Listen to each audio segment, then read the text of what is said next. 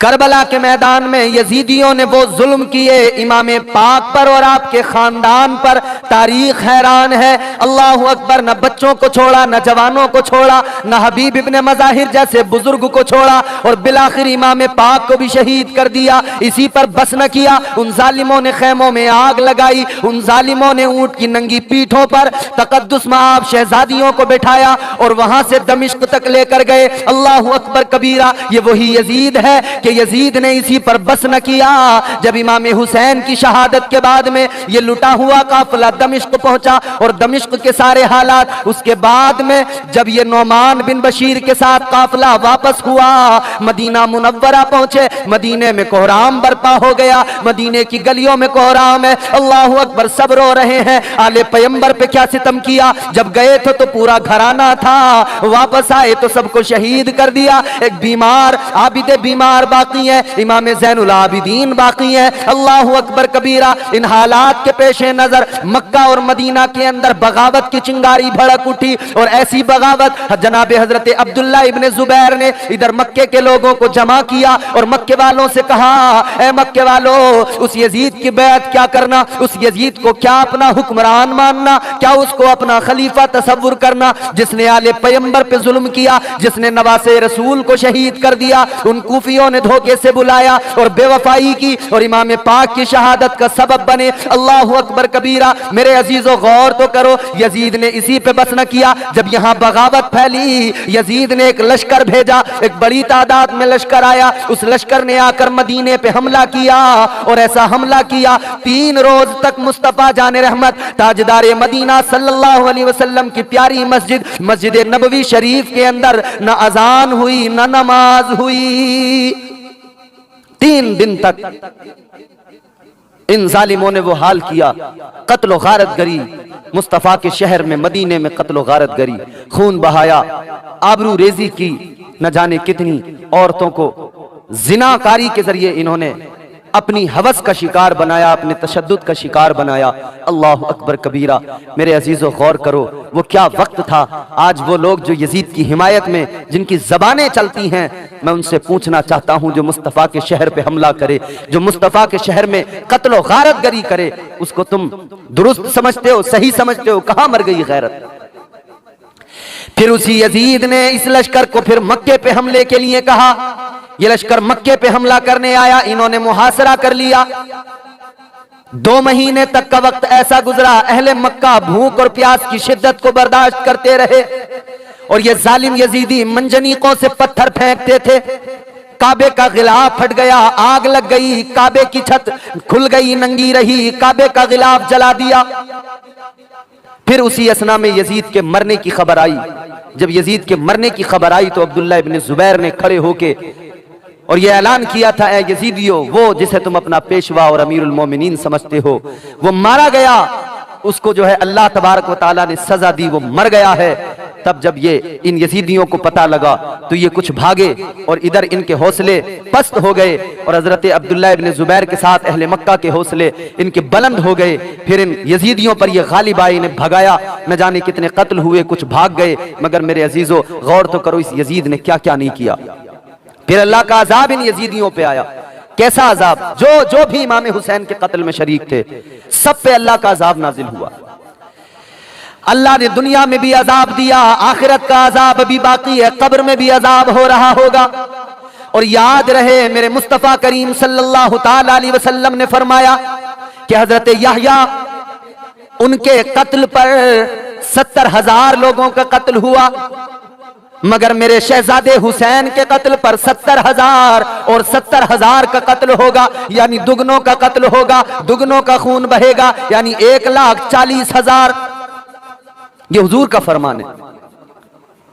अब गौर फरमाइए, मुस्तफा करीम ताजदार मदीना सल्लल्लाहु ताला अलैहि वसल्लम के शहजादे का जिन्होंने साथ नहीं दिया था, जिन्होंने जुल्म किया था, उन पर सबसे बड़ा अजाब क्या आया? यजीदियों पर सबसे बड़ा अजाब क्या आया? अल्लाह ने उनकी नस्लों को गारत कर दिया, हलाक कर दिया अल्लाह ने उन्हें, उनकी नस्लें खत्म हो गई। ये सबसे बड़ा अजाब है। दुनिया में नस्ल का चलना ये बड़ी बात होती है। अगर कोई गुनाहगार है तो मुमकिन है उसकी नस्ल में कोई परहेजगार पैदा हो जाए, नस्ल का चलना ये अल्लाह की रहमत होती है, मगर अल्लाह ने अपनी रहमत को उठा लिया, उनकी नस्लों को खत्म कर दिया कि उनकी नस्लों में न कोई परहेजगार होगा न कोई गुनाहगार होगा। इसलिए कि अगर नस्लों में कोई परहेजगार हो गया तो उनकी बख्शिश का जरिया बन सकता है, और अल्लाह को गवारा ही नहीं है कि उनको बख्शा जाए जिन्होंने इमाम हुसैन पर जुल्म किया है। उधर फिर बगावत की चिंगारियां भड़क गई थीं। मेरे अजीजों, यजीदियों को ढूंढ ढूंढ के मारा गया। नहर फरात के किनारे सुलेमान का लश्कर पहुंचा है, और उस लश्कर ने जब जंग की है इब्ने जियाद के लश्कर से, तो जंग बड़ी घमासान की जंग हुई। इधर ये इब्ने जियाद मदद बराबर भेजता रहा, जब इसके लोग मारे जाते ये पीछे से मदद भेज दिया करता था, फौजी दस्ते भेज दिया करता था, और बिलाखिर उस हमले में ये मारा नहीं गया और इससे शिकस्त भी नहीं हुई, कोई खास नुकसान बहुत पहुंचा। लेकिन उसके बाद में मुख्तार सख्फी नामी एक शख्स जो हुकूमत चाहता था, ताजो तख्त चाहता था, सल्तनत चाहता था, उसे एक पॉलिटिकल इशू मिल गया। उसने तो समझ लिया था कि अब कोई एक खलीफा तो है नहीं, खिलाफत का निजाम तो बिल्कुल चौपट हो गया है। इसलिए कि यजीद के बेटे को जब खलीफा बनाया गया था तो उसने ये ऐलान कर दिया था कि मैं खिलाफत का बोझ नहीं संभाल सकता। वो दस्तबरदार हो गया था और उसके बाद से निजाम जो है पूरा दरहम बरहम था। मुख्तार सख्फी ने अलम बगावत बुलंद किया और उसने कहा कि मौला अली के शहजादे मोहम्मद बिन हनफिया, उन्होंने मुझे कहा है, उनका हुक्म है कि मैं कातिलों इमाम हुसैन के कातिलों का जो है बुरा हश्र करूं, उनके साथ में लड़ूं, मैं बदला लूं इमाम हुसैन का। जब मोहम्मद बिन हनफिया के पास में लोग गए, उनसे जाकर मालूम किया तो उन्होंने सोचा कि मैं क्या कहूं, ये बदला ले रहा है, तो उन्होंने कह दिया ठीक है बदला तो लेना चाहिए। अल्लाह अकबर। फिर लोग इसके साथ हो गए। मुख्तार सख्फी ने फिर जंगे की और इब्ने जियाद के लश्कर के साथ में जब जंग हुई है, इतना कत्ल किया यजीदियों को उसकी फौज ने कि इधर इब्ने जियाद भागा है, वहां से इब्ने जियाद जब भागा है तो प्यास की शिद्दत से तड़प रहा था, प्यास की शिद्दत से बेहाल था। इसने खैमा देखा, उस खैमे के अंदर पनाह ली। अल्लाह अकबर कबीरा, चेहरे पे कपड़ा लपेटे हुए है। अब उस खैमे के अंदर इसने पानी मांगा। जनाबे इमाम ज़ैनुल आबिदीन उस खैमे के अंदर है। अल्लाह अकबर। आपके खैमे में ये आ गया था। अल्लाह अकबर। इसने पानी मांगा,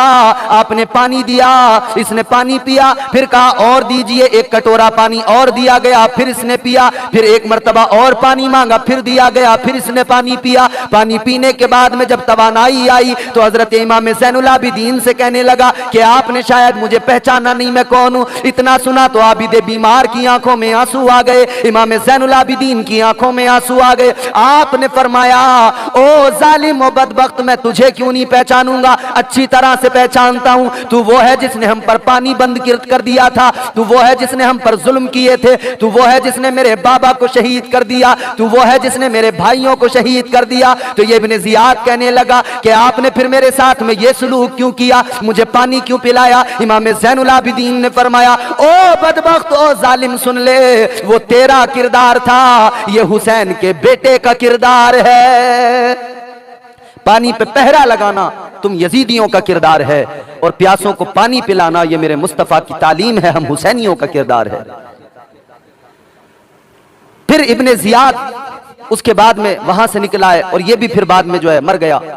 और मुख्तार सख्फी ने जिन लोगों ने इमाम हुसैन को शहीद किया था उनकी कब्रें खोद खोद के उनको निकाला, यजीद की कब्र से खोद के उसको निकाला, उनकी हड्डियों में आग लगाई जिन्होंने इमाम हुसैन का कत्ल किया था। अगर वो मर गए थे उनकी कब्रों को खोद खोद के उन्हें निकाला गया, और उनकी कब्रों से निकाल के उन्हें जलाया गया, उनकी हड्डियों को आग लगाई गई, बदला लिया गया। दुनिया में भी अल्लाह ने उनको अजाब में मुब्तला कर दिया। कोई बीमारी में मुब्तला हुआ, किसी का चेहरा मस्क हो गया, किसी का जो है कोई अंधा हो गया, अल्लाह तबारक व तआला ने किसी का चेहरा खिंजीर जैसा कर दिया।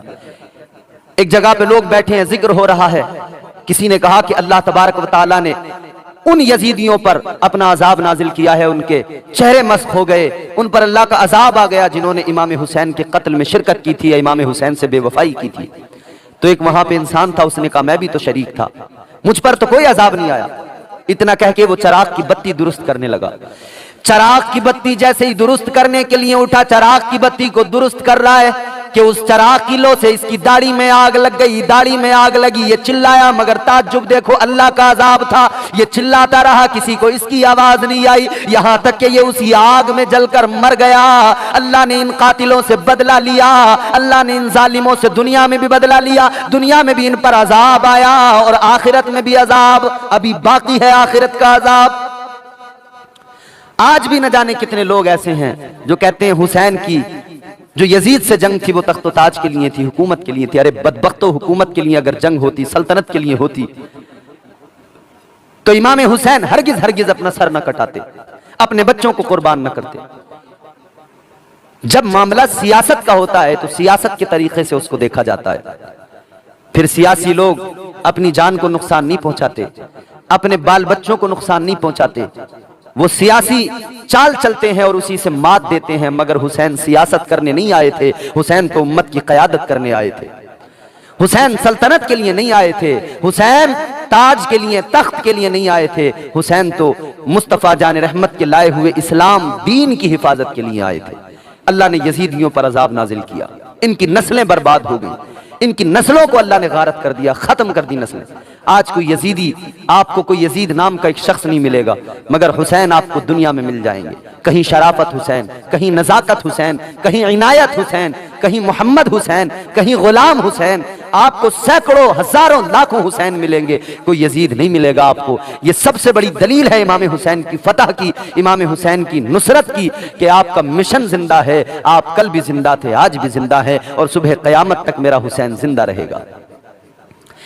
इसीलिए तो कहने वाले ने कहा, खैरुल बशर की आंख का तारा हुसैन है, खैरुल बशर की आंख का तारा हुसैन है और फातिमा के दिल का सहारा हुसैन है। हर दौर में हुसैन जरूरत है वक्त की, हर वक्त कह रहा है हमारा हुसैन है। और इसी जमीन में तमाम अलग अलग शोरा ने जोर आजमाई की। एक 4 मिसरे इसी जमीन के मुलाहिजा करें।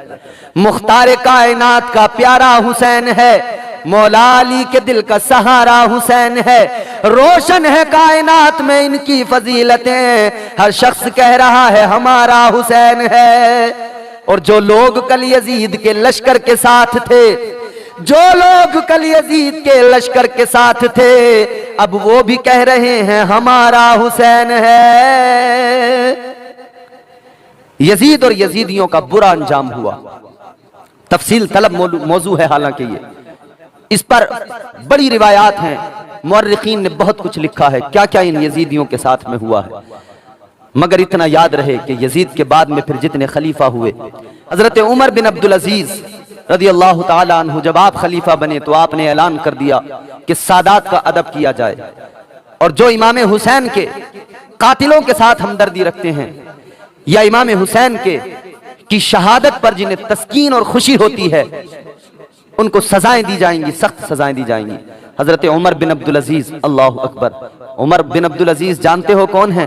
हजरत उमर बिन अब्दुल अजीज वो परहेजगार, वो मुत्तकी इंसान हैं कि जब चराग जला के आप काम करते थे तो जब तक सरकारी काम होता था तब तक वो चराग जलता था बैतुल माल के पैसों का, और जब अपना काम करते थे तो फिर उस चराग को बुझा के अपने पैसों का चराग जलाते थे।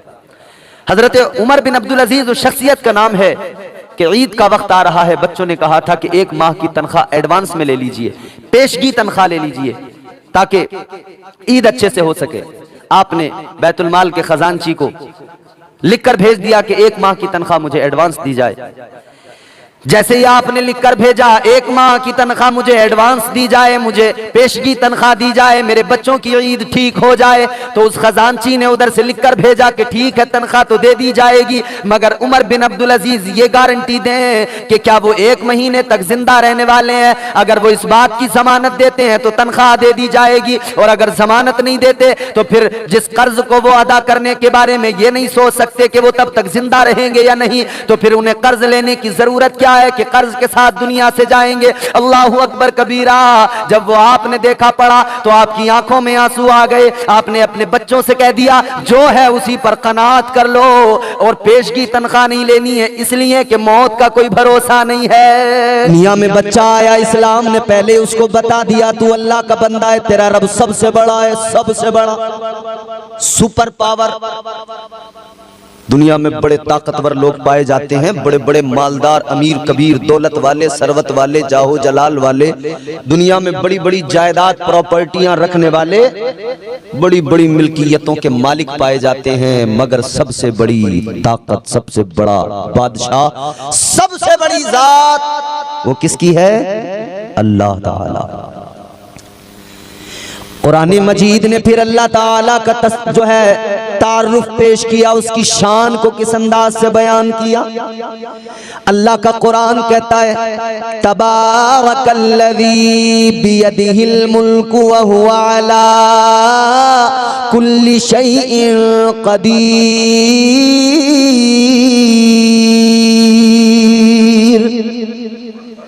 कुरान कहता है बड़ी बरकत वाली जात है परवरदिगार की, वही मुल्कों का मालिक है, तमाम कायनात का मालिक वही परवरदिगार है, असल बादशाहत उसकी।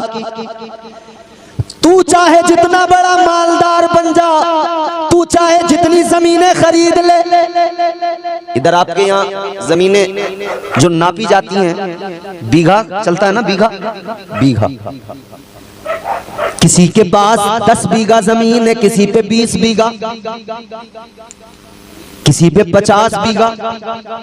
50 बीघे वाले का एटीट्यूड बिल्कुल अलग है, वो जरा सा कर्रो फर के साथ रहता है, जोम होता है उसको, जमींदार जो कहलाता है ना वो। और अगर किसी पे 100 बीघा हो फिर तो पूछो मत, उसके ठाट बाट अलग ही नजर आते हैं। 100 बीघा जमीन खरीदने वाले, 50 बीघा जमीन खरीदने वाले, तू 50 बीघा जमीन पे अकड़ गया, 100 बीघा जमीन पे अकड़ गया, मगर इतना याद रख ले, ये 50-100 बीघा जमीन तूने खरीदी, जब तेरी आंखें बंद होंगी तेरे बच्चे कैलकुलेटर लेकर हिसाब लगाना शुरू कर देंगे, ये फौरन अपना हिसाब पकाएंगे, किसके हिस्से में कितना माल आया, किसके हिस्से में कितनी जमीन आ रही है। तू उधर कब्र में जाएगा, तेरी औलाद जमीन का बंटवारा करेगी, तूने 100 बीघा खरीदी, तेरे हिस्से में कितनी आई, तू 200 बीघा भी खरीद ले, तेरे हिस्से में फकत 2 गज जमीन आएगी, बस तेरे हिस्से में 2 गज आएगी, तू उसी में दफनाया जाएगा, उससे ज्यादा तेरा हिस्सा दुनिया में है ही नहीं। ताजमहल बनाने वाला भी छोड़ के चला गया ना, मर गया ना, बोलो भाई, दुनिया के अजूबों में शामिल है ताजमहल, बड़ी अजीमुशान इमारत है, देखी है आप लोगों ने। मैं गया था देखने, सफेद पत्थर चमकदार, और मैं तो देखकर भी उस वक्त आया था जब ये क्या बोलते हैं इसका, तौबा अस्तगफिरुल्लाह माज़ल्लाह, नाम ऐसे जबान पे नहीं आते हैं। एक सदर आया था किसी मुल्क का, डोनाल्ड ट्रम्प, तो साहब उसको धोया गया था ताजमहल को, याद है आप लोगों को? हमने जाकर देखा, मैंने कहा वाकई, मगर साहब जिस इमारत को बड़े शौक से बनाया था, आज दुनिया आकर देख तो रही है, मगर वो बादशाह दुनिया से चला गया। उसके आगे बहुत बड़ा गार्डन है, मगर आज वो बादशाह मौजूद नहीं कि उस गार्डन में अपनी कुर्सी लगा के बैठ जाए। बोलो, लाल किला भी किसी ने बनाया था, लाल किला भी जो है दिल्ली में अपनी अजमत का ऐलान कर रहा है, मगर लाल किला बनाने वाला बनाकर दुनिया से चला गया। बड़े किले बने, बड़ी इमारतें बनी, सब दुनिया से चले गए। किसको क्या हिस्सा मिला? जमीनें यहीं, इमारतें यहीं, कितनी हिस्से में आई? सिर्फ 2 गज जमीन। ओ इंसान याद रख, तू 2 गज जमीन तेरे हिस्से में आएगी, इतराता किस लिए है? उस रब की बारगाह में सर झुका ले जिसने सारी कायनात को पैदा किया है। तूने महल बनाया, तू इतराने लगा, तेरा महल जब देखा, तूने ईंटें लगाकर बनाया, मसाले से बनाया, सरिया लगाकर बनाया, तू अपने इस महल पे इतराने लगा, मगर अल्लाह ताला ने जन्नत में महल बनाए। देख जरा, तेरा मिट्टी की ईंटों को पकाकर उन ईंटों से बनाया गया है, और अल्लाह ने जन्नत के महलात बनाए तो सोने और चांदी की ईंटों से बनाए हैं। तो फिर जब तुझे अल्लाह ने इतना नवाजा है और तू अल्लाह की अजमत को भी जानता है, तो बगावत करता क्यों है? किस लिए बागी हो जाता है?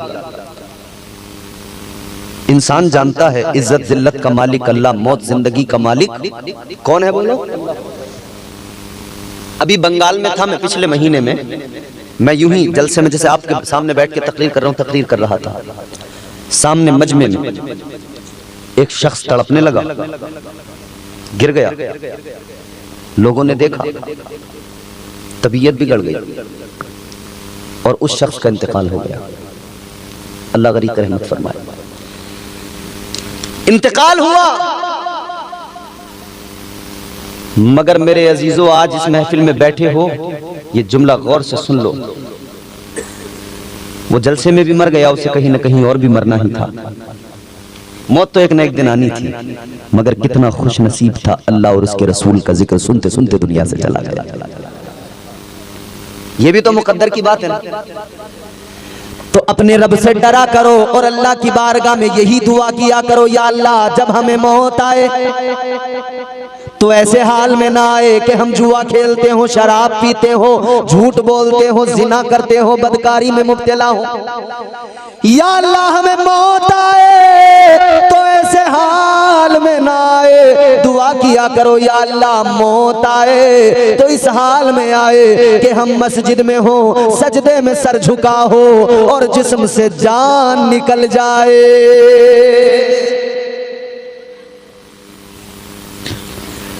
और दीवाने फिर दुआ भी करते हैं अल्लाह से, क्या कहते हैं? काश दिल की ये हसरत, काश दिल की ये हसरत कम से कम निकल जाए। काश दिल की ये हसरत, काश दिल की ये हसरत कम से कम निकल जाए। मेरा सर हो सजदे में और दम निकल जाए। मेरा सर हो सजदे में। दुआ किया करो, वो सुपर पावर है अल्लाह। हमने सबसे पहले, हम जब दुनिया में आए, हमें उसी रब का नाम सुनाया गया कि तू उस रब का बंदा है। फिर कहा गया अशहदु अल्ला इलाहा इल्लल्लाह, अशहदु अल्ला इलाहा इल्लल्लाह, गवाही। आज तुझे गवाही सुनाने वाला सुना रहा है। जब तू बोलना शुरू करे तो तू सबसे पहले यही कहना, मैं गवाही देता हूं अल्लाह के सिवा कोई माबूद। तू भी गवाह बन जाना, गवाही देना। फिर उसको अब तीसरा कलमा जो सुनाया गया वो क्या है? अशहदु अन्ना मुहम्मदर रसूलुल्लाह।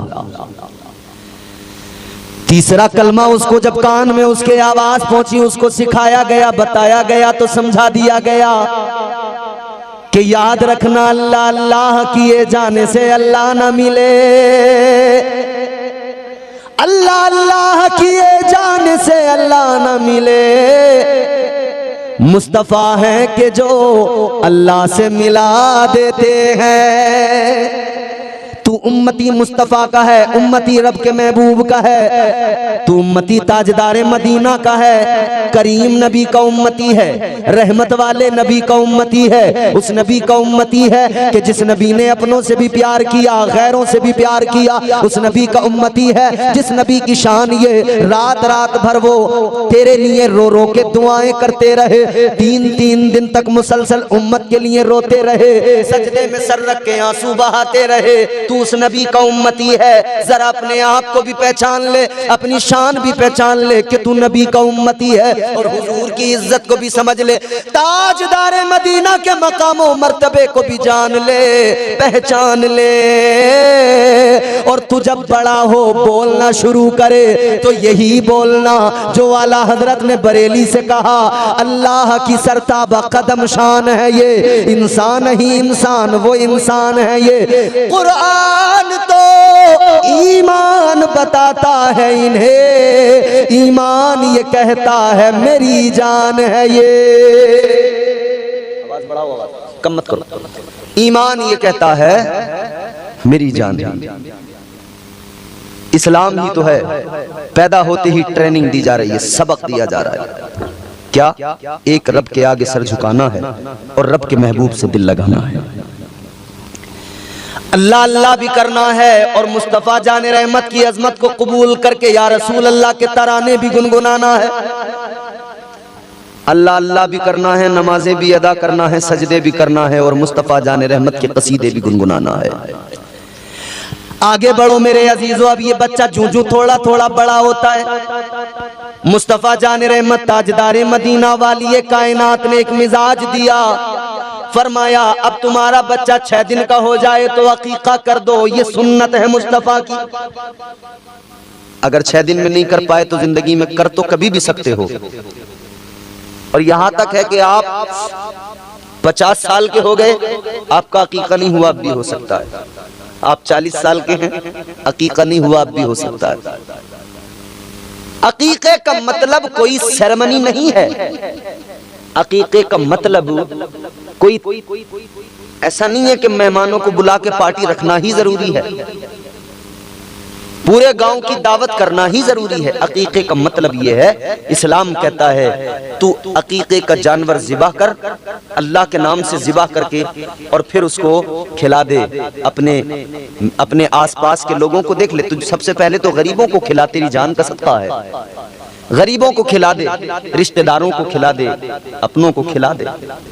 तू इधर ये जानवर ज़िबा करके खिला। जरूरी नहीं है कि तू इसके लिए बहुत बड़ा कोई मेला लगाए, मगर हाँ जब आदमी खुश हो, अल्लाह ताला किसी को बेटा दे, किसी को बेटी दे तो आदमी खुश होता है कि नहीं? बोलिए भाई, खुश होता है ना? बेटा दुनिया में आए खुशी होती है, और बेटे के आने पे तो इतनी खुशी होती है मियाँ, बाप भी खुश, माँ भी खुश, बहन भाई भी खुश, दादा दादी भी खुश, और इतने खुश कि पागल से हो जाते हैं। खुशी कभी कभी आदमी को पागल कर देती है।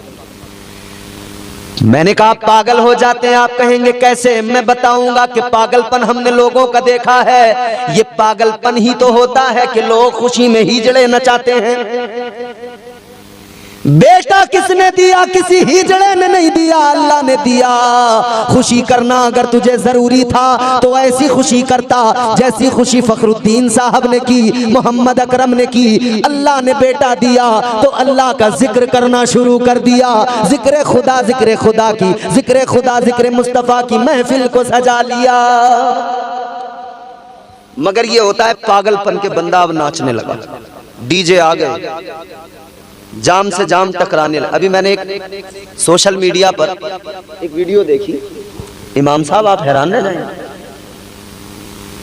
हिजड़ा एक है, उसमें ख्वाजा सरा, तो दादा इतना खुश हुआ पोते की विलादत पर, 100 गज का प्लॉट नाचने वालों का नाम। कितना?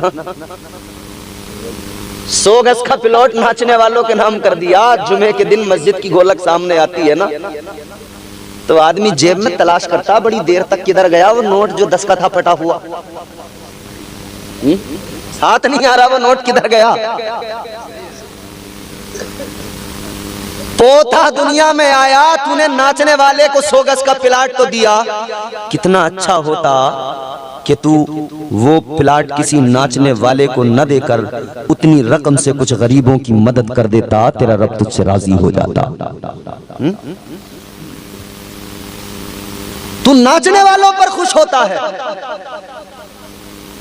मगर याद रखना ये खेल तमाशे, ये नाच गाने इधर कर लो जितना करना है, मगर जब कब्र में जाओगे ना, फरिश्ते जब मारेंगे ना, फिर उधर फरिश्ते बहुत तबीयत से नचाएंगे, बहुत मारे जाओगे। आज ले उनसे पना, आज मदद मांग उनसे, आज ले उनकी पना, आज मदद मांग उनसे। कल न मानेंगे कयामत में अगर मान गया। वो आदमी जिसे पैदा होते ही ट्रेनिंग दी गई थी कि तुझे अपने रब को याद करना है, अब वो बड़ा हो गया है ना, अब उसको दाढ़ी मूछ जो निकल आई है ना, अब उसके जिस्म में ताकत जो आ गई है ना, तो मगरूर सा हो गया है, अब रब से बगावत करने लगा है। मगर भूल गया है कि अल्लाह ताला परवरदिगार खालिक़े कायनात रस्सी ढीली करता है, मौका देता है, मौका देता है, कब आएगा लौट के, कब आएगा लौट के, कब आएगा पलट के। और जब हद हो जाती है ना, पलट के नहीं आता, फिर जब रस्सी खींची जाती है ना, फिर मोहलत का वक्त खत्म होता है, फिर अल्लाह की गिरफ्त, अल्लाह की पकड़ इतनी सख्त है कि फिर कोई कायनात में बचाने वाला नहीं, पूरी दुनिया मिलकर जोर लगा ले मगर कोई बचा नहीं सकता है। अल्लाह करीम बहुत है, वो तो करम फरमाता है कि हमारे इतने जुर्म होने के बावजूद भी हमसे प्यार करता है और हमें खाने पीने को अता कर रहा है। वो नवाजने पे आए तो नवाज दे जमाना, वो नवाजने पे आए तो नवाज दे जमाना, वो करीम ही जो ठहरा तो करम का क्या ठिकाना। गर्दिश में कहा उसके मुकद्दर का सितारा, हो जिसको मयस्सर तेरी रहमत का सहारा। तन्हा है अकेला है तू, यकता है अहद है, गैरत तेरी करती नहीं शिरकत को गवारा। हक ये है कि तुझ बिन कोई माबूद नहीं है तेरे सिवा कौन मददगार हमारा। वो हमारा रब है, वो हमारा परवरदिगार है। तो अल्लाह ताला ने पैदा होते ही इस्लाम के निज़ाम के जरिए समझा दिया और मिजाज दे दिया कि तुझे बड़े होकर क्या करना है। सबसे पहले तौहीद का सबक दिया गया, फिर रिसालत का सबक दिया गया, फिर उसे कामयाबी के रास्ते बताए गए। आज तुम दुनिया के अंदर कामयाबी के रास्ते तलाश करने की कोशिशें कर रहे हो। कितने लोग हैं जो सोशल मीडिया पर, यूट्यूब, फेसबुक पर बड़े बड़े बिजनेसमैन, उनकी वीडियोस, उनकी एडवाइस ले रहे हैं, उनकी वीडियोस देख रहे हैं कि हमें कोई आइडिया मिल जाए, बिजनेस कर लें, बड़े कामयाब आदमी हो जाएं, हम तरक्की कर लें। कामयाबी का रास्ता तलाश करने वाले दुनिया के अमीरों से इंस्पायर होने लगे, दुनिया के मालदारों से इंस्पायर होने लगे और वहां उनकी एडवाइस सुनकर कामयाबियों के रास्ते ढूंढने लगे। ये क्यों भूल गए मुसलमानों, पैदा होते ही तुम्हें कामयाबी का रास्ता बताया गया था, तुम्हें कामयाबी का रास्ता बता दिया गया था कान में, हय्या अलस सलाह हय्या अलल फलाह, बता दिया गया था आओ नमाज की तरफ, आओ कामयाबी की तरफ, बता दिया गया था बड़े होकर कामयाबी की उम्मीद लेकर इधर उधर न जाना, नमाज के लिए जाना, अपने रब की बारगाह में सर झुकाना, सारे मसले हल होंगे, तुम तरक्की और तमाम तरक्कियों के जीने तय करोगे, बुलंदियों की मंजिलों पे पहुंच जाओगे, अल्लाह तुम्हें कामयाब फरमा देगा। अल्लाह की अगर रहमत शामिल ना हो, दोसरस के लोगों, आप बड़ा अच्छा सुनते हैं, अल्लाह ताला आपको सलामत रखे, मगर ईमानदारी से दिल से खुद अपने आप से सवाल करें। आप अंबानी के साथ जाकर बिजनेस कर लें, आप बिल गेट्स के साथ जाकर बिजनेस कर लें, एलन मस्क के साथ जाकर बिजनेस कर लें आप, और ये जो है अपने इंडिया में क्या नाम इनका, अडानी चच्चा, इनके साथ बिजनेस कर लें आप, सब इनका ही है, पूरा देश यही चला रहे हैं, अडानी साहब हैं, अंबानी साहब हैं, मगर किसी के साथ भी आप बिजनेस कर लें, अगर अल्लाह तुम्हें कामयाबी देना नहीं चाहे तो ये पूरी दुनिया के अमीर आकर जोर लगाएं और किसी को कामयाब करके दिखाएं। कर सकते हैं? नहीं कर सकते जब तक के रब की रहमत ना हो, रब की रजा शामिल ना हो। अब आप कहेंगे कि साहब हमारे लिए तो मौलाना साहब आप यूं कह रहे हैं कि अल्लाह की बारगाह में आओ, अल्लाह की बारगाह में सर झुकाओ तब कामयाबी मिलेगी। तो एलन मस्क कौन सा झुका रहा है अल्लाह की बारगाह में सर? बिल गेट्स कहां अल्लाह की बारगाह में सर झुका रहा है? अंबानी कहां अल्लाह की बारगाह में सर झुका रहा है? इतना बड़ा एम्पायर है, इतना बड़ा बिजनेस है अडानी। अरे तो भाई तुमने मुस्तफा की हदीस नहीं सुनी?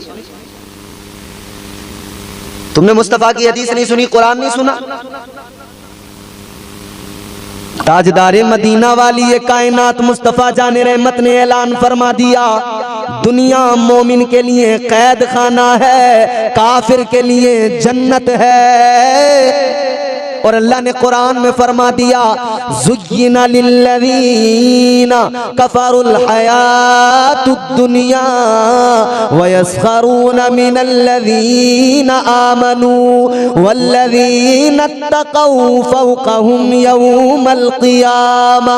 अल्लाह का कुरान भी तो यही बता रहा है कि परवरदिगार ने इस दुनिया को काफिरों के लिए खुशनुमा बना दिया है। इस दुनिया को अल्लाह ने काफिरों के लिए खुशनुमा, रंगीन, खूबसूरत, हसीन बना दिया है। तुम या हमारे लिए अल्लाह ने दुनिया को रंगीन नहीं बनाया, खूबसूरत नहीं बनाया, तो हमारा क्या? भाई इनके तो मजे आ गए ना, यहाँ इन पे दौलत, भरपूर माल, मगर मेरे भाई 50 साल 60 साल की उम्र में यहाँ के इनके मजे मत देख। वो जो हजारों साल की, उसमें कोई सालों की कैद नहीं, जो दायमी जिंदगी है ना अल्लाह की तरफ से, मरने के बाद फिर जो वो दायमी जिंदगी स्टार्ट होती है हश्र में, आखिरत वाली जिंदगी, उसमें सारे के सारे बड़े बड़े अमीर कबीर, बड़े बड़े वक्त के फिरौन, नमरूद, कारून, शद्दाद, फरिश्ते खींच खींच के दोज़ख में ले जा रहे होंगे। फिर वही मोमिन होगा, मुसलमान होगा, मुस्तफा जाने रहमत का गुलाम होगा। फिर उसके ठाट बाट देखना, जन्नत में उसका महल होगा, जन्नत में बागात का मालिक होगा, जो चाहेगा वही उसे वहां मिल जाएगा। यहाँ दुनिया में किसी का बंगला देखकर अश अश न किया करो, तुम मस्जिद में जाकर अपने रब को राजी किया करो। आखिरत में अल्लाह ऐसा बंगला अता करेगा, ये दुनिया के बंगले वाले देखेंगे, रश्क करेंगे और रोएंगे, हाय हाय हम दुनिया बनाने में लग गए, आखिरत को भूल गए। ये तो 50-60 साल की है मियाँ, यहाँ तो मर जाते हैं, वहां नहीं आएगी मौत। एक बार जन्नत में गए, फिर मौत को पहले ही मौत आ जाएगी, खत्म सिस्टम। फिर जो जन्नत में जन्नत में, दोज़ख में दोज़ख में, जो जन्नत में फिर उन्हें कोई मौत नहीं आ रही, उन्हें मजा ही मजा है, बहारें बहारें, हाय हाय हाय। अभी उन्वान जरा आगे बढ़ाना, वरना जन्नत पे अगर तबसरा कर दूं, खुदा की कसम जन्नत क्या चीज है ना। जन्नत में कई दर्जे हैं, जन्नत के कई दर्जे हैं। जन्नत के अंदर जन्नतुल नईम भी है, जन्नतुल मावा भी है, जन्नतुल फिरदौस भी है, कई दर्जे हैं। मगर जन्नतुल फिरदौस जो है वो जन्नत का आला दर्जा है। और मेरे हुजूर ने उम्मत को तालीम दी, हुजूर ने उम्मत को सिखाया कि जब तुम अल्लाह से जन्नत मांगा करो ना दुआ में, तो जन्नतुल फिरदौस मांगा करो। कौन सी जन्नत? जन्नतुल फिरदौस। और मेरी बहनों, आप भी जन्नतुल फिरदौस ही मांगा करो। और जन्नतुल फिरदौस ऐसी नहीं मिलेगी कि यहाँ जिक्र हो रहा है और तुम आपस में अपनी बातें शुरू कर रही हो। मीलाद है तो आप अल्लाह और उसके रसूल का जिक्र सुनिए, यहाँ आपको वो बात बताई जाएगी जो जिंदगी और आखिरत को बेहतर बनाने वाली है। जन्नतुल फिरदौस, मेरे हुजूर फरमाते हैं, अल्लाह से जब भी जन्नत मांगो जन्नतुल फिरदौस। हुजूर की बारगाह में सहाबा अर्ज करते हैं, या रसूलल्लाह जन्नतुल फिरदौस क्या है? ताजदारे मदीना वाली ये कायनात मुस्तफा जाने रहमत ने ऐलान फरमाया, ऐ मेरे सहाबा, जन्नतुल फिरदौस जन्नत का वो आला दर्जा है जिसके ऊपर रहमान का अर्श है। जन्नतुल फिरदौस जन्नत का वो आला दर्जा है जहां से जन्नत की नहरें निकलती हैं। जन्नत में दूध की नहरें हैं, शहद की नहरें हैं, बागात हैं, फल किस्म किस्म के, अलगरज हर नेमत जन्नत में मौजूद है। दुनिया में भी जब अल्लाह ताला ने इतनी हजारों लाखों करोड़ों नेमतें अता की हैं, तो फिर जन्नत का तसव्वुर करके तो देखो। तो कामयाबी का रास्ता अल्लाह ताला ने बंदे को पैदा होते ही इस्लाम के निजाम ने सिखा दिया। कामयाबी का रास्ता क्या? नमाज का रास्ता। कामयाबी का रास्ता क्या? मस्जिद का रास्ता। कामयाबी का रास्ता क्या? सजदों का रास्ता। मगर अल्लाह रहम फरमाए, हमारे यहाँ हम सब काम कर लेंगे, मगर साहब बस यही काम हमारे लिए बहुत दुश्वार है। नमाज ही पढ़ने में हमें बड़ी दिक्कत है। अभी हम आ रहे थे ना, तो ये आपके करीब का जो शहर है, हमें रोक दिया गया। हमें बता दिया था जफरुद्दीन भाई ने कि रोकेंगे आपको। फिर हमने फोन से इनकी बात कराई, इन्होंने बात करके कहा उनसे कुछ कि हमारे मेहमान हैं, तो उन्होंने फिर निकलने दिया। हम वहीं से निकल के आ गए। आप मेरी बात समझ गए होंगे। आपके इतने करीब में 6 किलोमीटर आप सब देखते हैं, कहां कहां से लोग आते हैं, क्या करते हैं, क्या करते हैं। मियां आप खुद समझदार हैं, समझ सकते हैं। हमारा मजहब सच्चा मजहब, सच्चा दीन, हम एक अल्लाह की इबादत करने वाले अगर अब भी ना समझें तो कब समझें कि लोग कहां कहां से आकर यहां पर आपके यहां देखो, फिर भी कोई मतलब नहीं, बेमतलब है। लेकिन कामयाबी का रास्ता हमें अल्लाह ने दिखा दिया। वो रास्ता कौन सा है? वो रास्ता हमें पता लग गया, फिर भी हम नमाजें पढ़ने को तैयार नहीं, फिर भी हम इबादत करने को। और ये हाल है, अल्लाह रहम करे, हमारे यहाँ जवानों की हालत ये है कि जुमा टू जुमा, उसके अलावा बीच में सफा चट, क्लीन बोल्ड है बिल्कुल, तीनों गिल्लियां उड़ी हुई हैं। जुमे के बीच में कोई आता ही तो नहीं। अब जुमा से जुमा तक जो बीच के दिन है ना, उनमें बेचारे हमारे बुजुर्ग हैं, वो अपने चले जाते हैं 4-6 नमाज पढ़ने। अब ये फिर जब जुमा आएगा, फिर ये सब मुस्टंडे निकल के आएंगे, आस्तीनें चढ़ा चढ़ा के, कलफदार कपड़े पहन पहन के, कुर्ते पजामे, हट्टे कट्टे। और ये जो हफ्ता भर से मस्जिद में अगली सब में नमाज पढ़ लेते हैं, इन्हें तो कोनियां मार मार के एक तरफ को कर देते हैं। ये इधर से कोनी मारी इधर। अभी तो ठंड का मौसम है, जुम्मे के दिन मजाले किसी और को गर्म पानी मिल जाए मस्जिद में इनके अलावा। गर्मी का मौसम हो तो पंखे की हवा में, बिल्कुल पंखे के नीचे वो खड़ा होगा जो जुमे से जुमा आता है। हफ्ते वाले को तो साइड लगा देते हैं। और फिर मजे की बात यह है कि जुमे से जुमे में आए, वो भी कितनी देर को आए। इमाम साहब खुतबे के लिए खड़े हुए तो ये आए जनाब, इमाम साहब ने फर्ज नमाज पढ़ाई तो ये भाग छूटे, भाग लिए। 2 रकात पढ़ने आया था। क्या है भाई 2 रकात, कौन सी नमाज पढ़ने आया था ये तो बता दे। ये उलमा बैठे हैं, हम लोग आज तक नहीं समझ पाए 2 रकात नमाज पढ़ने कौन सी आया आप। जुमे की तो 2 रकात है नहीं, जुमे की 14 है, जोहर की 12 है। तुम 2 रकात कौन सी पढ़ने आए थे? ईद की पढ़ने आए थे, कोई नफिल पढ़ने आए थे, शुक्राने की नमाज पढ़ने आए थे, क्या पढ़ने आए थे? ये 2 रकात नमाज पढ़ने वाले खुदा के बंदो, अल्लाह से डरा करो। एक हफ्ते में 1 बार आ रहे हो, वो भी 2 पढ़ के भाग जा रहे हो। 1 हफ्ते में आए हो तो कम से कम इतना तो किया करो, जरा रुका करो मस्जिद में, नमाज मुकम्मल अदा करके थोड़ी देर बैठ के अल्लाह का कलाम भी पढ़ लिया करो और ये शुक्र अदा कर लिया करो, या अल्लाह जुमे का दिन है, तूने तौफीक दी, मैं तेरे दरबार में आ गया। ऐ मौला, ऐ मेरे परवरदिगार, जिस तरह तूने मुझे जुमे में आने की तौफीक दी, इसी तरह मेरे मौला मुझे हर दिन 5 वक्त नमाजें अदा करने की तौफीक अता कर दे। दुआ भी कर लिया करें अल्लाह से। बंदा बस देखो, अल्लाह को मनाना बिल्कुल आसान, बिल्कुल सिंपल। जिसने अल्लाह को राजी कर लिया उसका काम बेहतरीन। और अल्लाह को मनाना कोई मुश्किल काम थोड़ी है, बड़ा बिल्कुल आसान है भैया। बस नमाज पढ़ना, अल्लाह राजी, बिल्कुल आसान। अपने रब को मनाओ, याद रखना। अच्छा, मर्दों का हाल तो इल्ला माशाअल्लाह, औरतों का हाल ये है कि औरतों ने तो हमारी ये सोच लिया हम पे नमाजी फर्ज नहीं है। माज़अल्लाह, अल्लाह रहम करे। वो तो पढ़ती नहीं है एक भी वक्त की, उन्हें तो बस इतना पता कि हमें तो रोटी पकाना है, और कोई काम नहीं है हमारा। झाड़ू, बर्तन, रोटी, भैंस का दूध निकालें, घी निकालें, ये सब। मेरी बहनों, मेरी माओ, अल्लाह कयामत में तुमसे ये नहीं पूछेगा तुमने रोटी पकाई थी या नहीं पकाई थी।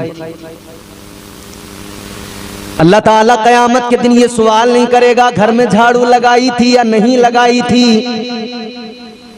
बर्तन कौन से साबुन से साफ किए थे।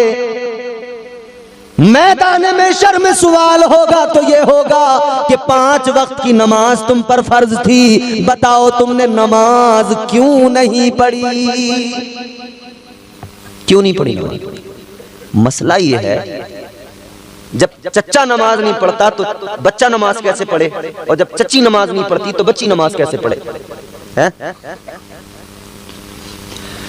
क्या जमाना आ गया, संजीदगी खतरे में है, खुदनुमाई का चलन है, सादगी खतरे में है, सर छुपाती फिर रही है आबरू इस दौर में, या इलाही कर मदद पाकीज़गी खतरे में है। जब से कम ज़र्फ़ों की आमद मैं कदे में हो गई, रो रहे हैं जाम मीना मैं कशी खतरे में है। मैं जब तकरीर करने बैठा था मैंने टाइम नहीं देखा था, जहां खत्म करानी हो इशारा कर देना, वहीं खत्म कर दूंगा। अब गौर फरमाइए जरा, अल्लाह ताला ने 5 वक्त की नमाज फर्ज की है। हाँ मेरी माँ बहनों, अल्लाह पूछेगा कयामत के दिन तुमसे, तो क्या नमाज पढ़ी या नहीं, रोजे रखे या नहीं। हाँ मगर एक चीज और याद रखो, बड़ा इंपॉर्टेंट मैं आपको सवाल बता रहा हूं, अल्लाह ताला कयामत में ये भी पूछेगा कि तूने अपने शोहर को राजी किया था या। आजकल हालत ये हो गई हमारे घरों में औरतें शेरनी बन गई, शेरनी। और आदमी घर में आ रहा तो वो ऐसे डरते डरते आ रहा कि भाई भूखी शेरनी बैठी होगी, पता नहीं कब हमला कर दे। आदमी डर रहे नहीं। मियाँ बीवी का रिश्ता मोहब्बत का, प्यार का, और हालत ये है कि ये मर्द बाहर मर्द है, घर में औरत बना हुआ। ये औरत घर में औरत है, बाहर तो औरत है लेकिन घर में मर्द बनी हुई है। मजाल है इसकी मर्जी के खिलाफ कहीं आदमी कदम निकाल दे। खानदान में शादी हो, अगर औरत कह दे कदम नहीं रखूंगी इसके घर और तुम्हें भी जाना नहीं है, तो जाएगा नहीं।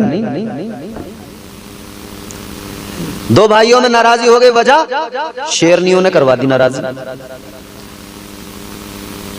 ये दोनों शेर तो गीदड़ बन गए, और शेरनियों ने खबरदार जो अगर उधर गए। हालत इनकी ऐसी हो गई, जी बेगम साहिबा नहीं जाएंगे। खुदा के लिए खुदा का खौफ करो, शोहरों पर जुल्म ज्यादती ना किया करो, बल्कि शोहरों से मोहब्बत के साथ सलूक करो। आज अपने शोहरों की जिंदगी को देख लो, ये घर का मर्द, ये शोहर सारी दुनिया में धक्के खाएगा मगर कमा के लाएगा, तुझे और तेरे बच्चों को खिलाएगा, तुझे अच्छा पहनाएगा, तेरा पेट भरेगा, खुद बाहर मुसाफिरत में, सफर में कहीं भी कमाने जाए, सूखी रोटियां खा के गुजारा कर लेगा मगर अपने बच्चों को अच्छे से अच्छा खिलाएगा, अपनी बीवी को अच्छा खिलाएगा, अच्छा पहनाएगा। एक मर्द की जिंदगी को समझा करो। अच्छा मैं उन मर्दों की भी फेवर में नहीं हूं, वो जो खूंखार किस्म के मर्द होते हैं, जो नमक अगर सब्जी में जरा सा तेज हो गया तो बीवी को पकड़ कर तड़ा तड़ तड़ा तड़ मुंह पे तमाचे लगा देते हैं। मैं उनकी सपोर्ट में भी बिल्कुल नहीं हूं। ऐसे भी हैं कुछ हमारे यहाँ बेवकूफ, अगर जरा सा देख लिया कि काम में कुछ गड़बड़, तड़ा तड़। अम्मा ने कह दिया, अम्मा ने, ए बेटा ये तेरी जो बहू है ना बड़ी बदज़बान है, हमसे तो बात नहीं करती ठीक से। अच्छा अम्मा अभी रुक, अभी करता हूँ इसकी तबीयत ठीक। जो गया इसने ठुकाई बिल्कुल तबीयत से, इसने जो 2-4 थप्पड़ मारे, 2-4 घूंसे मारे, अच्छी खासी बेचारी को कमजोर को लिटा दिया 2-4 घूंसों में इधर से उधर। ना ना ना ना, इस्लाम ये नहीं सिखाता। इस्लाम कहता है जिंदगी बीवी के साथ शोहर ऐसे गुजारे जैसे मेरे हुजूर ने अपनी बीवियों के साथ जिंदगी गुजारी,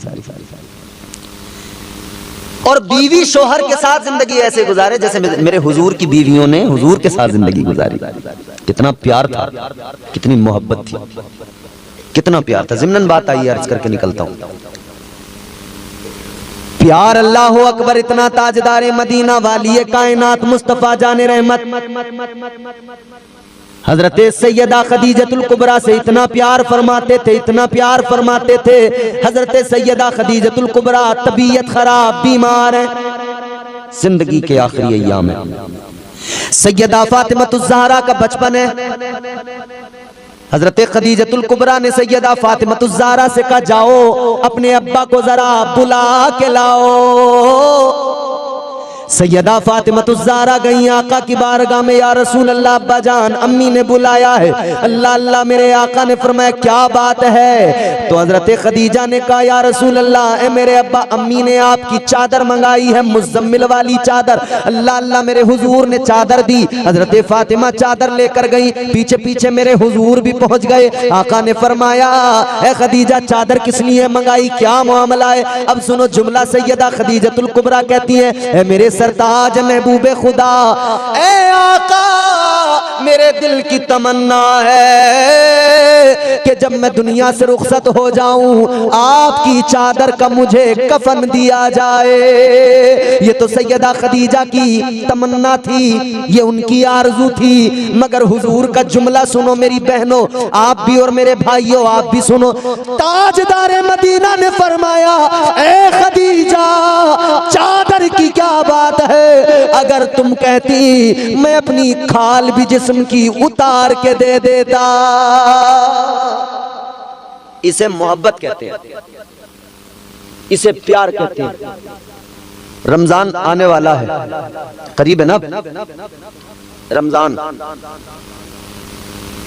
हज़रत फातिमतुज़ ज़हरा हुजूर की शहजादी, मखदूम कायनात, निकाह किसके साथ हुआ? मौला अली के। मौला अली दामाद पैगंबर है। हजरत सैयदा फातिमतुज़ ज़हरा फजर की नमाज पढ़ती हैं एक दिन और अपने घर के कामकाज में मसरूफ हो जाती हैं। मौला अली नमाज के लिए गए हुए हैं मस्जिद में। सैयदा फातिमा घर के काम में लगी हुई हैं, कभी ये काम, कभी वो काम, कभी ये काम, कभी वो काम। अली जब आए ना, अली ने आकर देखा, सैयदा तुम्हारी तबीयत खराब है, इतना काम क्यों कर रही हो? तुम्हारी तो तबीयत ठीक नहीं है, इतना काम क्यों कर रही हो? सैयदा की आंखों में आंसू आ गए। कहती हैं, अली मुझे काम करने दो, मेरे पास वक्त कम है, काम ज्यादा है, मुझे मत रोको। ताजदारे विलायत मौला अली शेर खुदा हैदर कर्रार ने फरमाया, फातिमा क्या बात है? कहती है, अली काम ज्यादा है, घर की सफाई भी करनी है, अपने बच्चों को नहला के अच्छे कपड़े पहना के तैयार करना है, बच्चों की हसन और हुसैन की जुल्फों को संवारना है। क्या बात है फातिमा? आंखों में आंसू आ गए। कहने लगी, अली मैंने अभी नमाज फजर पढ़ी, फजर के बाद मैं मुसल्ले पे बैठी थी, मेरी आंख लग गई। मेरी बहनों बहुत सुकून से और तवज्जो से ये बात सुनना। सैयदा फातिमा कहती हैं कि मेरी आंख लग गई। कहती हैं, इधर मेरी आंख लगी, ख्वाब में ताजदारे मदीना तशरीफ ले आए, इमामुल अंबिया तशरीफ ले आए। आका ने ख्वाब में आकर फरमाया, फातिमा ऐ मेरी लख्ते जिगर, क्या खाया था? फातिमा कहती है, आका आपकी बेटी ने कुछ नहीं खाया, घर में खाने को कुछ भी नहीं। या रसूल अल्लाह का पानी पीकर आपकी बेटी ने रोजा रख लिया। मुस्तफा जाने रहमत ने फरमाया, सैयदा तुमने पानी पीकर रोजा तो रख लिया, मगर सुनो, इफ्तार में मैं तुम्हारा इंतजार करूंगा। ए फातिमा, इफ्तार तुम मेरे साथ अपने बाबा के साथ करोगी। सैयदा कहती है, अली मेरे बाबा ने मुझे ख्वाब में बता दिया कि आज मेरी जिंदगी का आखिरी दिन है। अली मुझे पता लग गया, अब मैं इस दुनिया से रुखसत होने वाली हूँ, मगर असल जो पैगाम है वो सुनना इसमें। मौला अली शेर खुदा हैदर कर्रार सैयदा फातिमा को बैठाते हैं, फरमाते फातिमा बैठो आराम से। फातिमा कहती है अली मेरी 3 बातें सुन लो, फिर ये दिन जिंदगी में, आज जिंदगी मेरी इख्तिताम को है, खत्म हो जाएगी, ये आखिरी दिन है, बस 3 बातें मुझे तुमसे करनी है। मोहब्बत क्या होती है, प्यार क्या होता है, जरा इसको समझो। सैयदा फातिमा ज़हरा कहती है अली मेरी 3 बातें सुन लो। मौला अली की आंखों में भी आंसू आ गए। फातिमा छोड़ के जाने की बातें कर रही हो, ए फातिमा बीच राह में, बीच सफर में जिंदगी के छोड़ के जा रही हो। रोने लगे मौला अली भी। फातिमा कहती है अली 3 बातें सुन लो। जी फातिमा बोलो। सैयदा कहती है अली मेरे दुनिया से जाने के बाद में तुम्हें दूसरे निकाह की इजाजत दे रही हूं, दूसरा निकाह कर लेना।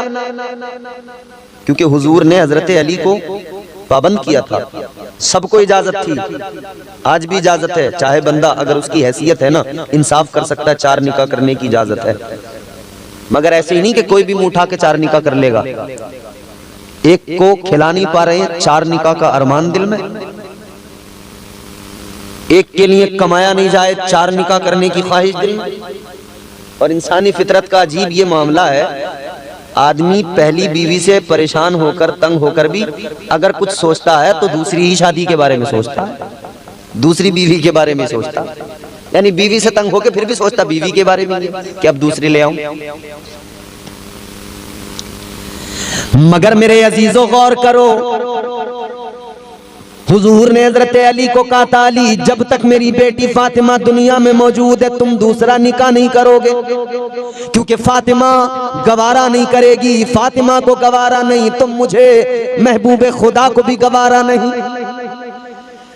आज सैयदा फातिमा कहती है अली मैं इजाजत दे रही हूं, मेरे बाद में दूसरा निकाह कर लेना, दूसरी शादी कर लेना, लेकिन अली इतना सुनो, अपनी बीवी के साथ रहना, लेकिन इतना जरूर करना ए अली कभी कभी मेरे बच्चों की खैरियत मालूम कर लिया करना, हसन और हुसैन को सीने से लगा लिया करना, मेरे बच्चों से, हसन और हुसैन से कभी इतना तो पूछ लिया करना, ए बच्चों तुम्हें अम्मी फातिमा याद तो नहीं आती। अल्लाहु अकबर। हजरत अली की आंखों में आंसू में फातिमा ज़हरा कहती है अली दूसरी बात ये, निकाह कर लेना, अपनी बीवी के साथ रहना, मगर मेरे बच्चों का जरा ख्याल करना। दूसरी बात ये अली ऐसी औरत से निकाह करना, ऐसी औरत से शादी करना जो मेरे बच्चों को तकलीफ न दे, ऐसी औरत से निकाह करना जो मेरे बच्चों से प्यार कर सके। और तीसरी और आखिरी बात और सबसे बड़ा जुमला और जो मेरा पैगाम है वो यही जुमले में है। हजरत फातिमा ने यूं अपनी चादर को लिया, यूं झोली बनाई, मौला अली से कहती हैं अली मैंने जिंदगी में कभी कुछ नहीं मांगा आपसे, आज मांगू? कहती है अली मैंने सारी जिंदगी तुम्हारे साथ गुजारी, कुछ नहीं मांगा, कोई ख्वाहिश नहीं की, मगर अली आज मेरी झोली में कुछ भीख डाल दो, कुछ मांगना है दे दो। अली ने फरमाया ऐ फातिमा बोलो क्या चाहती हो। ऐ अली, अब सुने ये जुमला, क्या मांगा सैयदा ने अपनी जिंदगी के आखिरी वक्त में अली से। हमारे यहाँ औरतों की बड़ी फरमाइशें हैं, मगर सैयदा ने मांगा है अली से, क्या मांगा है? सैयदा फातिमा ज़हरा अली शेर खुदा हैदर कर्रार से कहती हैं अली मेरी झोली के अंदर मालो दौलत नहीं, खजाना नहीं, कुछ और नहीं, बस 2 जुमले डाल दो अली, बस इतना कह दो मेरे साथ जो तुमने जिंदगी गुजारी है अली, बस इतना कह दो तुम मुझसे राजी हो। सैयदा ने फाके कर कर के जिंदगी गुजार दी, फिर भी रो के कहती हैं अली बस इतना कह दो तुम मुझसे राजी हो। हमारे यहाँ की औरतें देसी मुर्गे खा खा के भी कभी आदमी से नहीं कहती कि तुम मुझसे राजी हो या नहीं। आदमी अंदर से जला हुआ है, जल रहा है, थक गया बिल्कुल, मगर औरत और जला रही है। खैरियत नहीं पूछ रही, हाल नहीं पूछ रही, दिलजोई नहीं कर रही अपने मर्द की। मगर नबी की शहजादी ने पैगाम दिया, है मेरी कनीजों याद रखना, अपने शोहर को राजी रखना। अगर शोहर राजी है तो अल्लाह भी राजी, अल्लाह का रसूल भी राजी है। शोहर नाराज अगर है तो अल्लाह भी नाराज है, अल्लाह का रसूल भी नाराज है। कहती है फातिमा अली बस इतना कह दो आप मुझसे राजी। इतना सुना अली की चीख निकली, ए फातिमा कैसी बात करती हो, सुनो सुनो, तुमने मेरे साथ बड़ी वफा की है, तुमने हर हाल में राजी, हर हाल में राजी बरजा होकर जिंदगी गुजारी है। ए फातिमा इधर अली तुमसे राजी, रोजे में मुस्तफा राजी, और मुस्तफा का खुदा भी तुमसे राजी है। बीवी को चाहिए कि अपने शोहर को हर हाल में राजी रखे। समझ में आ रही है? ये ठंड में बिल्कुल कान ठंडे हो गए, नहीं समझ में आ रही है? औरत को चाहिए अपने शोहर को राजी रखे।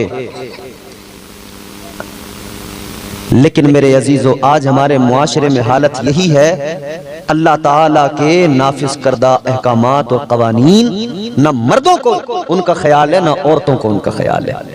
भुला दिया हमने सब, बगावत पे हम आमादा से हो गए।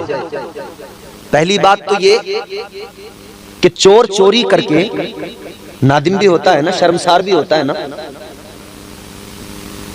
मुजरिम जुर्म करके शर्मसार होता है, मगर हम ऐसे मुजरिम हैं कि अपनी खताओं पे फिलहाल शर्मसार भी नहीं हो रहे हैं। अल्लाह ताला ने, परवरदिगार ने, जब शैतान ने कहा था या अल्लाह तेरे बंदों को बहकाऊंगा, तब परवरदिगार ने फरमाया था ऐ शैतान तू बहकाएगा तो सुन ले, मैं अपने बंदों के लिए तौबा का दरवाजा खोल दूंगा। जो तौबा करेगा मैं उसके गुनाहों को मुआफ कर दूंगा। याद रखना तौबा का दरवाजा खुला है, आज भी तौबा कर लो अल्लाह से। फिर याद रखना आज तौबा कर लो, कल किसने देखा रात को सोए पता नहीं सुबह उठे या ना उठे, अब तौबा करो। एक सांस का भरोसा नहीं, हाँ भरोसा है तो फकत अल्लाह के करम पे भरोसा है। अल्लाह का करम बचाता है। हमें रात को नींद आती है, रोजाना सोते हैं कि नहीं? बोलो ए बच्चे, ए बेटी, ए बोलना नहीं। हम रोजाना रात को सोते हैं चचा। रात को जो हमें नींद आती है ना, फरमाया गया ये जो नींद है ना ये मौत है, मौत, हल्की मौत। ये जो नींद आती है ये हल्की मौत है। मतलब क्या हुआ? हम रात को सोए, मौत आ गई, भाई हल्की मौत फरमाया ना, मौत आ गई। मुफ्ती साहब किबला, बड़ी लतीफ बात है। अच्छा इमाम साहब, बंदा सो गया, नींद आ गई, गोया कि उसको हल्की मौत ने आकर पकड़ लिया, मौत आ गई। सुबह को जब आंख खुले तो अल्लाह का शुक्र अदा किया करो और यूं कहा करो, ऐ मेरे मौला तेरा शुक्र है, ऐ परवरदिगार मैं तो रात मर गया था, ये तो तेरा करम है कि तू हर सुबह मुझे नई जिंदगी अता करता है। जिस्म से रूह को निकाल लिया जाता है, न डाला जाए अगर सुबह को तो सह रह गए सोते हुए। कितने लोग सोते हुए नहीं रह जाते, रात को सोए सुबह को उठते ही नहीं। कितने लोग सोते हुए रह जाते हैं। अल्लाह का शुक्र अदा कर। तो फिर अल्लाह ताला ने देखो इस्लाम ने सिस्टम दिया। फिर हाय मैं इस्लाम की अजमतों पे कुर्बान, बोलिए ना सुभान अल्लाह। इस्लाम से अच्छा, इस्लाम से ज्यादा प्यारा कोई मजहब ही नहीं हजरत। मैं इस्लाम की अजमतों पे कुर्बान। इस्लाम ने सिस्टम कितना प्यारा दिया। बंदे तू बिस्तर पे जा रहा है ना, तो एक काम कर, जिंदगी का भरोसा कोई नहीं, तू सोएगा, हल्की मौत आएगी, सुबह उठा के नहीं उठा। एक काम कर, जाने से पहले जरा नमाज पढ़ ले, सर झुका ले, सजदा कर ले, रब को मना ले, ईशा की नमाज पढ़ के फिर बिस्तर पे जा। ताकि तू इधर ईशा की नमाज में सर झुकाए, बिस्तर पे जाए। अगर तेरी आखिरी रात भी वो हो जिंदगी की तो तू इस हाल में जाए कि रब की बारगाह में सर झुका के जाए। जब तुझे कब्र में उतार दिया जाए, फरिश्ते आए तो तेरे पेशानी पे सजदों की चमक बताए, ये रब को मनाने वाला, सजदों में सर झुकाने वाला आया है। तो कहा तू बिस्तर पे जाना मगर सजदा करके फिर जाना। अच्छा फिर सुने, अब तो सो गया रात को, अल्लाह ने फिर नई जिंदगी दी, सुबह को आंख खुल गई, उठ गए, अभी वक्त है, अभी जिंदगी बाकी है। तो फिर इस्लाम कहता है बंदे तू रात सोया था, तुझे हल्की मौत आई थी, अल्लाह ने अब तुझे सुबह को नई जिंदगी दे दी, अब तू एक काम कर, अल्लाह का शुक्र अदा कर। तो कैसे? तो फरमाया अब सुबह को तू बिस्तर से उठ जा, अल्लाह का शुक्र अदा कर, मस्जिद चला जा, फजर की नमाज अदा कर ले, फजर की नमाज में सर झुका और अल्लाह की बारगाह में कह दे सुभान रब्बियल आला, कि अल्लाह राजी हो जाए कि मैंने अपने बंदे को सुबह नई जिंदगी अता की तो इसने सबसे पहले मेरी बारगाह में सजदा किया है। मगर साहब हमारे यहाँ हो क्या रहा है पता है? हम बन गए उल्लू। कौन बन गए? उल्लू के बारे में जानते हो? उल्लू सोता नहीं है रात को, आंखें खुली रहती हैं उसकी। हमारे यहाँ ये हमें मोबाइल देकर उल्लू बनाया गया है। आदमी मोबाइल हाथ में लेकर अपने आप को बड़ा काबिल समझता है, मगर दुनिया ने मोबाइल हाथ में देकर उल्लू बनाया है। उल्लू भाई उल्लू ही तो है जो रात को आंखें बंद ही नहीं हो रही, इसके आगे देखे जा रहे हैं, देखे जा रहे हैं, दनादन दनादन दनादन दनादन। बताओ कितने मजे से दुनिया ने उल्लू बना दिया। सारी रात सोने को तैयार नहीं और सुबह जैसे ही हुई, मतलब 3 बजे के बाद का जो वो भोर का टाइम होता है ना, सवेरे सवेरे वो भोर का टाइम, फिर अब नींद आने लगी, जिस्म अकड़ने लगा, मोबाइल लग दिया, सो गए चद्दर तान के, लिहाफ में मुंह डाल। अब जब सोए तो सुबह को अम्मा झंझोड़ के जा रही है, हिला के जा रही है, मगर ये कैसे उठे? अब्बा बाहर बैठे हुए चाय पीते पीते 2-3 गालियां दे के चले गए, मगर ये कैसे उठे? उल्लू है ना, अंधेरे में तो आंखें बंद नहीं हुई इसकी, उजाले में खुल नहीं रही है। अम्मा उठा उठा के थक गई, अब्बा उठा उठा के थक गए, मगर उठता नहीं। जब रात भर सोएगा नहीं तो सुबह को क्या खाक उठेगा? तो पता क्या लगा कि रात भर हम सो नहीं रहे, सुबह को उठ नहीं रहे, दोपहर को जाके कहीं उठ रहे हैं। फिर साहब उठने के बाद में दोपहर को फिर क्या खाक करेंगे, खाक कामयाब होंगे।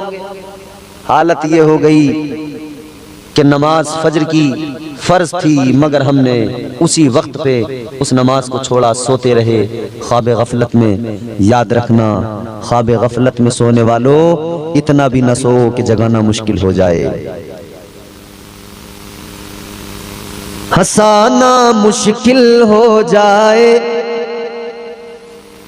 हंसाना मुश्किल हो जाए, रुलाना मुश्किल हो जाए। नबी के आशिकों का दिल लुभाना मुश्किल हो जाए। खुदा के वास्ते जागो, कहीं ऐसा न हो खालिद तुम्हें फिर ख्वाब गफलत से जगाना मुश्किल हो जाए।